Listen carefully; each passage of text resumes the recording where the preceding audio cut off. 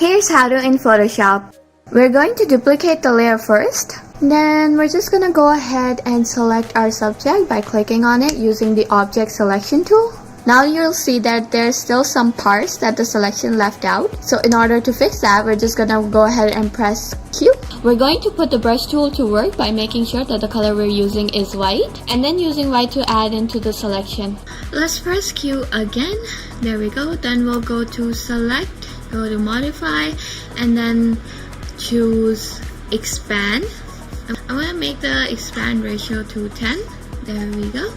We're going to go ahead and go back to edit and then select content aware fill, which will bring us to some place like this.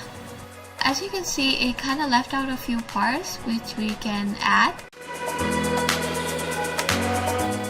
After we're done with everything, I'm just gonna go ahead and press OK.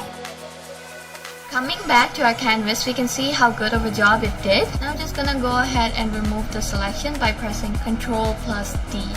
If there's still some parts that you feel like are not working or are weird, then you can just use the lasso tool, select it, and then do the whole thing again by using content aware fill, and it will fix those parts for you.